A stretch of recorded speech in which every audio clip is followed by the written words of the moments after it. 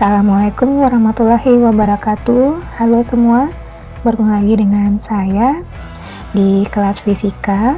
Untuk kali ini kita akan membahas materi yang masih merupakan lanjutan dari materi sebelumnya yang berhubungan dengan GLB dan GLBB. GLB gerak lurus beraturan dan gerak lurus berubah beraturan.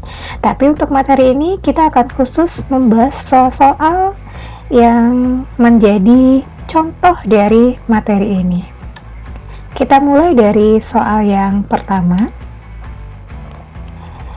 Di sini diketahui sebuah mobil bergerak dengan kecepatan 27 km per jam. Kemudian mobil dipercepat dengan percepatan 2 meter per second kuadrat. Hitunglah kecepatan mobil dan jarak yang ditempuhnya selama 5 detik setelah percepatan tersebut. Jadi di sini ya diketahui mobil bergerak dengan kecepatan 27 km per jam.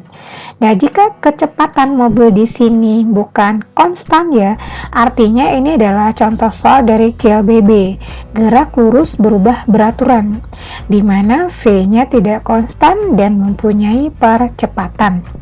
Jadi di sini diketahui pertama kecepatannya V0-nya sama dengan 27 km per jam. Kemudian X0-nya sama dengan 0. Jarak awalnya itu sama dengan 0. Kemudian A-nya percepatan itu bernilai 2 meter per second kuadrat. Kemudian waktunya adalah 5 detik.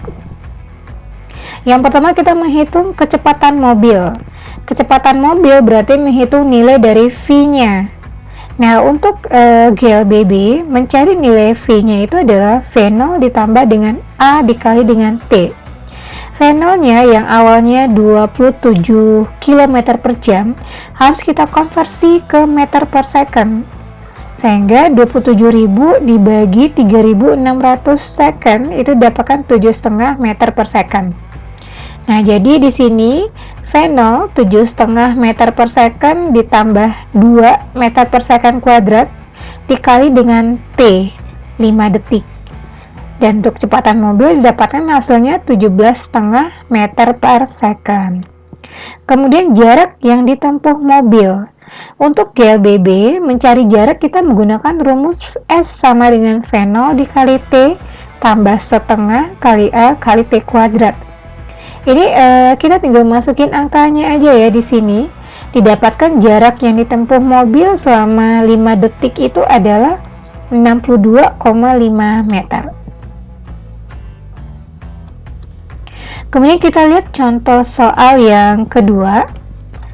Sebuah benda itu jatuh dari ketinggian 20 meter tanpa kecepatan awal.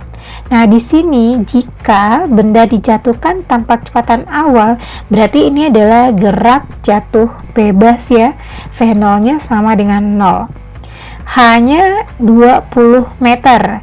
Nah, yang ditanya di sini, hitunglah waktu nilai dari T-nya dan kecepatan benda ketika sampai di tanah.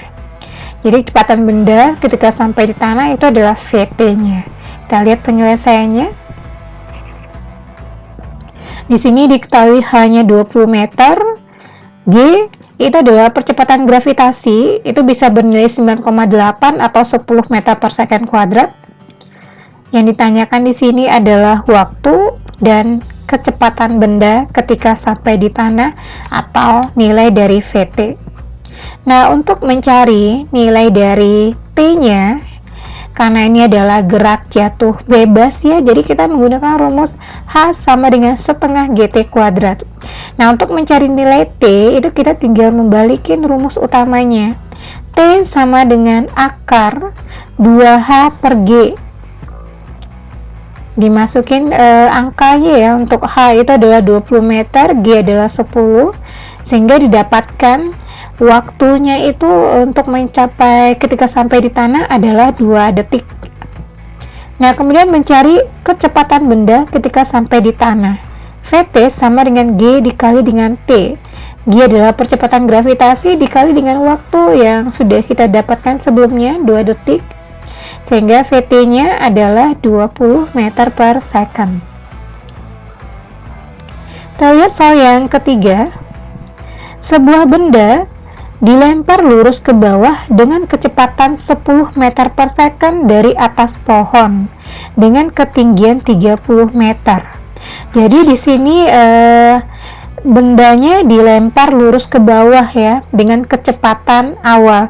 Jadi di sini artinya ini adalah contoh soal dari gerak vertikal ke bawah yang mempunyai kecepatan awal 10 meter per second. Kalau tadi gerak jatuh bebas ya, itu gerak benda juga ke bawah tapi tidak mempunyai kecepatan awal. Dan di sini ketinggiannya adalah 30 meter. Yang ditanya adalah kecepatan benda setelah 2 second dilempar, atau berapa besar kecepatan benda setelah dilempar selama 2 detik. Nah, diketahui di sini kecepatan awal atau V0-nya adalah 10 meter per second. Kemudian ketinggiannya adalah 30 meter, T-nya adalah 2 second. Ditanya adalah VT-nya, kecepatan benda setelah 2 detik. Nah, VT untuk untuk gerak vertikal ke bawah kita menggunakan rumus VT sama dengan V0 ditambah GT. Jadi V0-nya adalah 10 meter per second ditambah G-nya 10, T-nya 2 detik.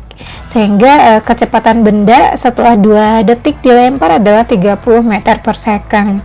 Dan ingat di sini ya, ini kita harus memberi tanda positif karena geraknya ke bawah, berbeda dengan gerak vertikal ke atas ya. Ini rumusnya sama untuk VT, tapi hanya tandanya ini yang berbeda. Gerak vertikal ke atas itu tandanya menjadi minus ya, karena berlawanan dengan arah percepatan gravitasi. Nah, baiklah, kita masuk ke contoh soal yang keempat. Seorang pemain baseball itu melempar bola sepanjang sumbu Y dengan kecepatan awal 12 meter per second. Ini artinya V0-nya sama dengan 12 meter per second. Yang ditanya berapa waktu yang dibutuhkan bola untuk mencapai ketinggian maksimum. Jadi di sini yang ditanya adalah T-nya ya, T max-nya, dan berapa ketinggian maksimum yang dicapai bola tersebut. Berarti di sini tanya adalah Y-nya, Y max-nya. Nah, di sini percepatan bola ketika meninggalkan pemain adalah A sama dengan negatif G. Nah, ini karena gerak vertikal ke atas, artinya gerak yang berlawanan dengan arah gerak percepatan gravitasi, sehingga nilainya di sini untuk G-nya adalah negatif. Sedangkan kecepatan pada ketinggian maksimum di sini V sama dengan 0 ya. Sesuai dengan yang sudah kita terangkan di video sebelumnya. Pada gerak vertikal ke atas di saat bolanya sampai ke ketinggian maksimum itu artinya V-nya itu sama dengan 0. Dan kemudian untuk mencari waktu untuk mencapai ketinggian maksimum itu kita dapatkan dari rumus utama ini, V sama dengan V0 ditambah GT. T sama dengan V kurang V0 per G. V-nya adalah 0, kemudian V0-nya adalah 12, G-nya adalah negatif 9,8. Sehingga nilai waktunya untuk mencapai ketinggian maksimum itu adalah 1,2 detik. Kemudian untuk mencari ketinggian maksimum itu menggunakan rumus Y sama dengan V kurang V0 kuadrat per 2A. V-nya adalah 0, V0-nya adalah 12 kuadrat per 2 dikali negatif 9,8.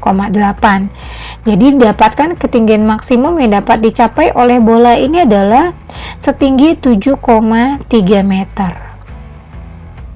Baiklah, sampai di sini dulu pembahasan soal GLB dan GLBB. Terima kasih atas perhatiannya. Assalamualaikum warahmatullahi wabarakatuh.